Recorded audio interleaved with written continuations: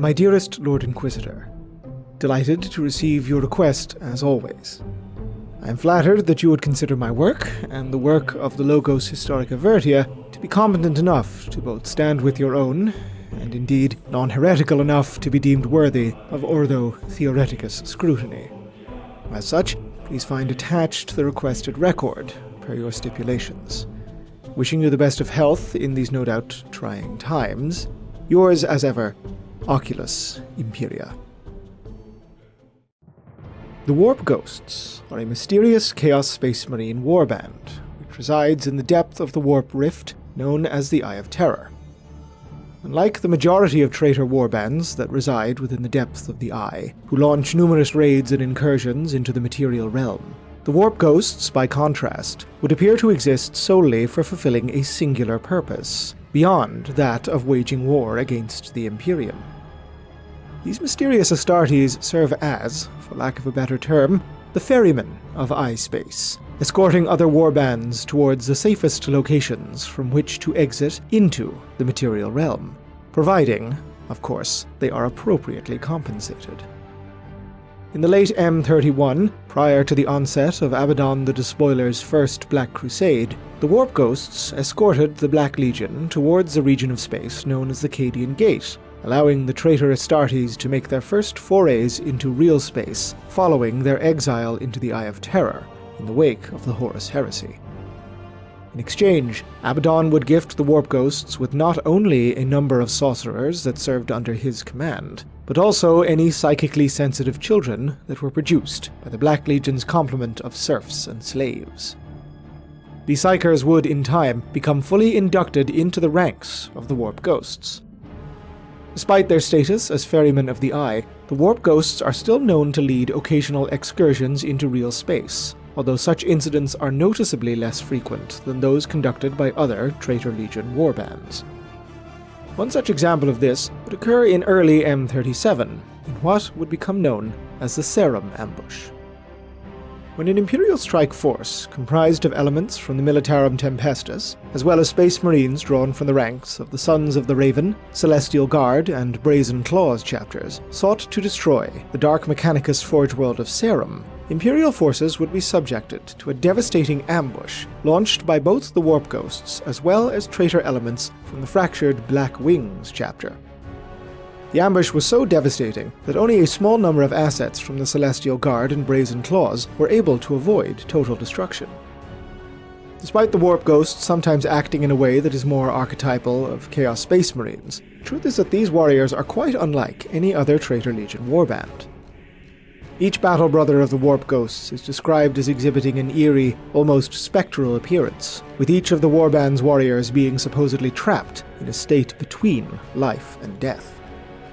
The weaponry, armor, and ships of the Warp Ghosts are also said to be unlike any other employed by Traitor Legion forces that exist within the Eye, sporting a highly advanced, almost futuristic appearance when compared to more contemporary Imperial technology. In addition, the Warp Ghosts are said to be almost soulless, yet saturated with the energies of the Immaterium. As well as this, it would be revealed that Captain Sauronos, a warrior who appeared to serve as the leader of the Warp Ghosts encountered by Abaddon, was in fact, somewhat paradoxically, none other than a future version of the former Thousand Sun sorcerer Ashur Kai, who proceeded to recruit his past self into the warband's ranks. Nonetheless, the Warp Ghosts are a warband that remain shrouded in mystery, who to this day remain unwilling or unable to explain their origins and intent. After all, to the Warp Ghosts, such questions are simply irrelevant. So just who, or what, could the Warp Ghosts themselves be?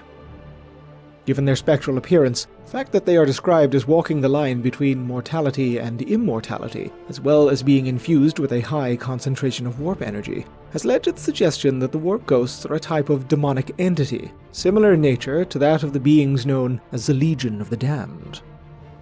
The Legion of the Damned are ghostly apparitions that will appear upon the battlefield when all hope for Imperial forces seems lost, emerging seemingly from nowhere as they silently unleash a storm of destruction upon the enemies of man, before vanishing without a trace.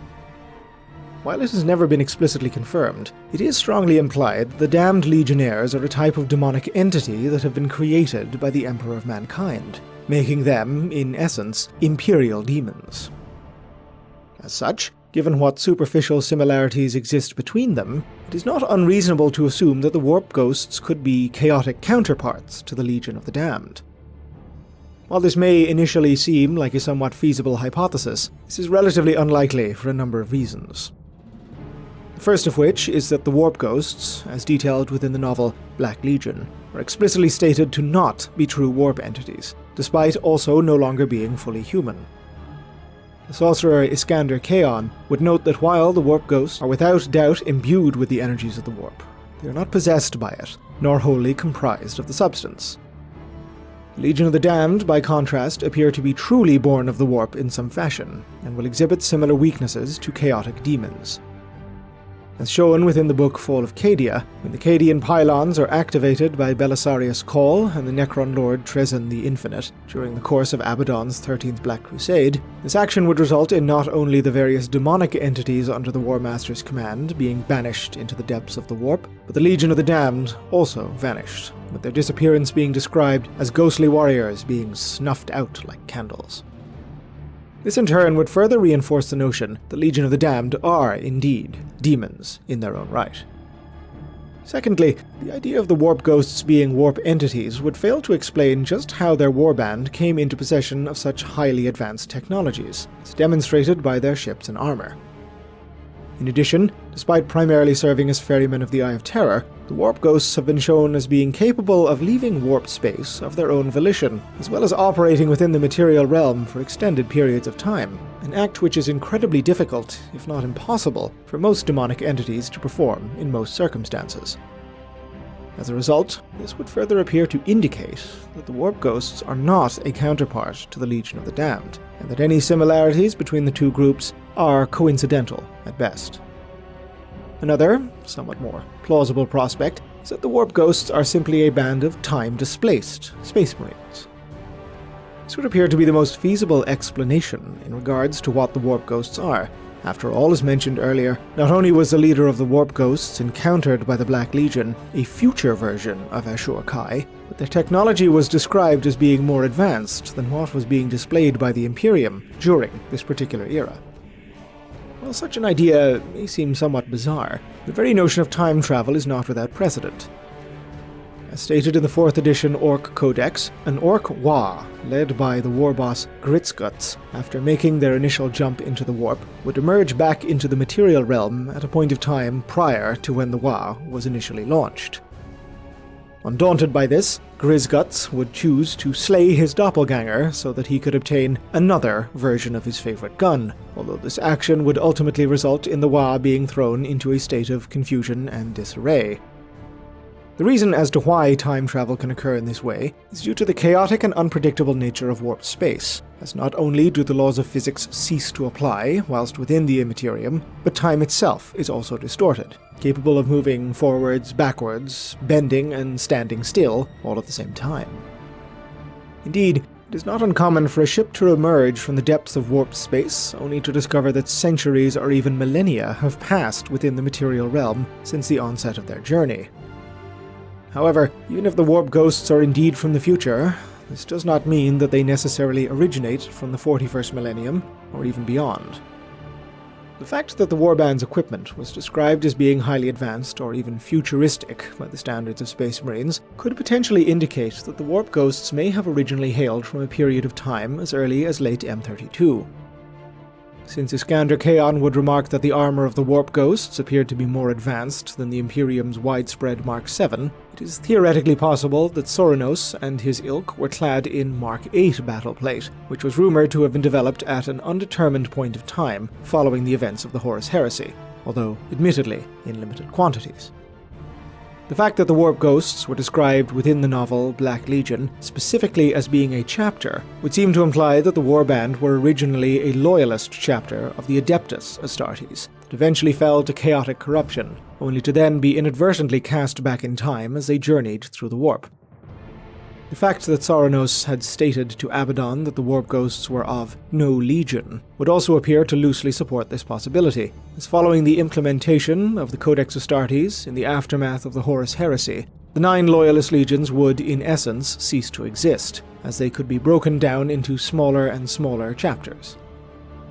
In fact, there is even a small possibility that the warp ghosts encountered by Abaddon's forces may have been time-displaced Primaris space marines that had embraced the ruinous powers, as the weaponry and armor born of this newest breed of space marine is indeed noted to be far more advanced than those utilized by more traditional Firstborn Astartes. The main problem with this latter possibility, however, is that the warp ghosts were never documented as being physically larger than other Astartes. Since Primaris Marines are noted for dwarfing other, older types of Space Marines, and the idea that the Warp Ghosts were a chapter of traitor Primaris Marines that somehow travelled back through time seems increasingly unlikely. Somewhat shockingly, however, there does exist a possibility, albeit a slim one, that the warriors of the Warp Ghosts are, in actuality, members of the Grey Knights chapter that had succumbed to the temptations of chaos. While this may be somewhat improbable, given the fact that, from an official standpoint, no Grey Knight has ever fallen to chaotic corruption, there is a surprisingly high amount of circumstantial evidence to support such a hypothesis. First of which is due to the unique sets of power armor utilized by the Grey Knights, known more commonly as Aegis Armor. This Aegis Armor, despite many of its components being fashioned from more contemporary Mark 6, 7, and 8 patterns, is known to be crafted to a higher standard than any common forms of power armor utilized by other chapters, thanks primarily to the Grey Knights' homeworld of Titan being located in close proximity to Mars, the greatest forge world within the entire galaxy. In addition, this armor is known to contain a series of interlinking hexagrammic wards and lattices of psychoconductive filaments to aid the Grey Knights in combating against both psychers and demonic entities. While the power armor of the Grey Knights is more commonly regarded as Aegis armor, the term has also been attributed to the various wards and lattices that are worked into and worn in conjunction with the armor, as opposed to the power armor itself. Given the high level of artifice and quality displayed by the power armor of the Grey Knights, it is certainly possible that those unfamiliar with the chapter, such as the Black Legion during their initial exile into the Eye of Terror, would indeed regard such war gear as being not only highly advanced, but even futuristic to a certain degree. Indeed, such equipment would not be seen by those outside of the chapter, other than the Inquisition, until at earliest late M32, following the events of the War of the Beast, and long after the culmination of Abaddon's First Black Crusade, due in part to the Grey Knights remaining isolated upon Titan, as the chapter continued to train and hone their skills for future conflicts. The strike cruisers within the Grey Knights chapter fleet are known for demonstrating a sleeker, more advanced appearance when compared to other Astartes vessels, further supporting the connection between the two chapters. Another piece of supporting evidence is shown in the taking of the payment by the Warp Ghosts. As mentioned earlier, after guiding Abaddon's forces towards a stable location that would allow them to exit from the Warp, the Warp Ghosts had taken various Psychers from the Black Legion as compensation, who would in time be inducted into the ranks of the warband. If the Warp Ghosts exclusively recruit Psychers into their ranks, as has been implied, then this serves as a dark reflection of the recruitment practices demonstrated by the Grey Knights, for it is well known that each and every battle brother of the Grey Knights is an incredibly potent Psyker in their own right. The next piece of supporting evidence, which is admittedly somewhat weak, comes from the fact that the Warp Ghosts are described as being ferrymen, for as documented within the novel The Emperor's Gift, the Grey Knights are known to have ferrymen of their own. These ferrymen are former Grey Knights who are responsible for the preparation and burial of their dead, as part of their training and spiritual cleansing, become transformed into beings known as pariahs, psychic nulls that are, for all intents and purposes, soulless. The Warp Ghosts, by comparison, are described as having incredibly weak souls, which could in itself be a lingering side effect of a potentially failed attempt by conducting the ferryman ritual. Not only this, it is also interesting to note that while the ferrymen of the Grey Knights tend to the dead, the Warp Ghosts serve as a ferryman for the damned. With these multiple pieces of evidence in mind, could it be possible that the Warp Ghosts are members of the Grey Knights that were intended to undergo the ferryman ritual, only to somehow fail and become corrupted? Or had the warband simply become hurled across time and space from some undeterminate point in the future, only to become stranded within the depths of warp space for just long enough for them to fall to chaotic corruption? If this were the case, then one must ask if they accept damnation willingly, or if they were, for a lack of a better term, cursed. While the Grey Knights are indeed highly resilient to the temptations of chaos, they are not immune, For as demonstrated with the demonic weapon known as the Blade of Antweir, only the strongest-willed and purest members of the Purifier Order, who are themselves seen as being even more stalwart and spiritually robust than other members of their chapters, are capable of keeping watch over this blade. For simply being within Antweir's presence is described as being both a mentally and spiritually exhausting exercise.